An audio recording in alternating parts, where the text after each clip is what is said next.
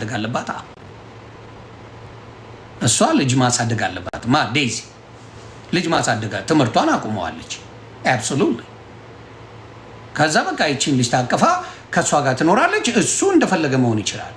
ከፈለገ ከእሷ ጋር መሆን ከፈለገ ደግሞ ህይወቱን መቀጠል ይችላል። አሞራው ማለት ነው። እውነታውን እንነጋገር። እውነታውን ሌላው ይማርበት፣ ሌላው ይወቅበት። የእናት በላይ የሚሰጥ አሌክስ ወይ አሞራው ከእናት በላይ የሚሰጥ እናቷ ሞታለች። በዚህ ጉዳይ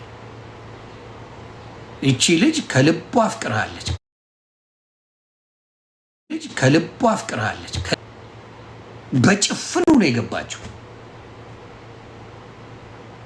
ላስማማችሁ እንደ ዴዚ እኮ ተወዳለች ምናምን ብዬ አልፈልጋትም ምናምን ብለህ ስቀውጠው ነበር ቪዲዮዎች ስላሉ ማለት ነው።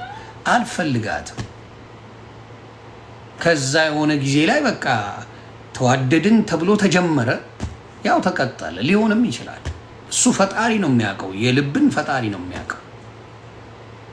ግን እንደምናየው የበሰልክ ልጅ አይደለ። እውነቱን ልንገርህ አሌክስ፣ ገና አንተ ሎቲ ላይ ነህ፣ ገና ልጅ ነህ። እውነቱን ነው የምነግርህ። እኔም በአንተ እድሜ ሎቴን አድርጌ ምናምን ፉን የምልበት እድሜ ነው እንጂ ትዳር የማስብበት ጊዜ አይደለም። ገና ሎቲ ላይ ነሽ አባት። ገና ትዳር ምናምን ህይወት ገና አልገባም። ገና አልገባም። ገና ብዙ ይቀራል። ልጅ ማንም በ5 ደቂቃ የሚያደርሰው ነው። አንድ የ12 ዓመት ጩጬ ልጅ መውለድ ይችላል። ልጅ መውለድ ትልቅነት አይደለም። እውቀት አይጠይቅም። ምንም እውቀት አይጠይቅም። ትንኝ ዘር ይፈጥራል። ዝንብ ዘር ይፈጥራል። ኤኒቲንግ ያ እውቀት አይጠይቅም። ግን ልጅን አባት ሆኖ ማሳደግ፣ ባለትዳር ከሆነ ባለትዳር ሆኖ ፎከስ አድርጎ ማሳደግን የመሰለ ትልቅ ነገር የለም። ስለዚህ እዛ ላይ አስቡበት። ብዙ ሰው የሚመስለው የአሜሪካ ቪዛ ነው። ያ የዩሮፕ ላይፍ ዱቄት ላይፍ ነው አብዛኛው። ዩሮፕ ላይ በጣም ተመችቶኝ እኖራለሁ የሚል ሰው በጣም ጥቂት ሰው ነው። አሜሪካ፣ ካናዳ፣ ምናልባት አውስትራሊያ የተሻለ ህይወት አለ። የተሻለ ሌላው ጀርመን ገለመሌ ምናምን ያ ማንም የሚያውቀው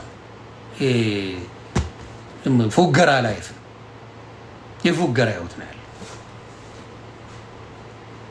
አንዳንዶቹ ጥሩ ላይፍ የሚኖሩ አሉ፣ ግን ብዙ አይደሉም። ሰው አንተ ደግሞ ገና ነህ። ስለዚህ አሮን ነው። እኔ አሁን የዴዚ እንዴት ሆና ወልዳ አሜሪካን ሀገር እሷ እየኖረች እሱ እዛ እየኖረ ምን አይነት ላይፍ እንደሚኖር ትንሽ ኮምፕሊኬትድ ነው። እግዚአብሔር ይሁናቸው።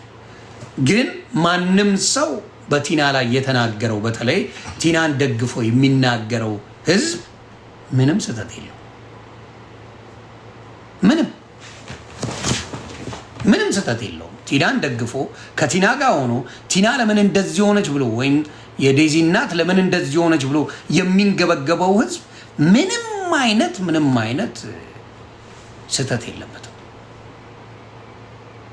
የለበትም። ስለዚህ ያንን አስተካክሉ። እግዚአብሔር በጣም ያሳዝናል።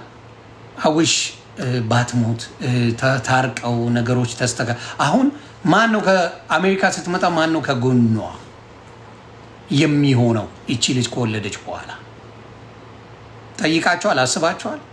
ማን ነው የሚያርሳት ብላችሁ አስባቸዋል? ማን ነው ከጎኗ የሚሆነው?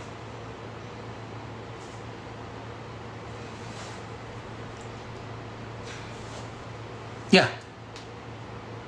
ሰው።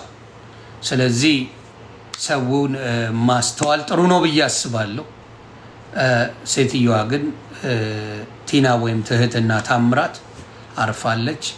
1179 የካ ሚካኤል ሄዳችሁ ውስጣችሁ ላላመነበት ሄዳችሁ ቼክ ማድረግ ትችላላችሁ። ጆርዲ ብዬ ነው ቃል በቃል የተናገርኩት። በብዙ ነገር ፌሚኒስት ናት።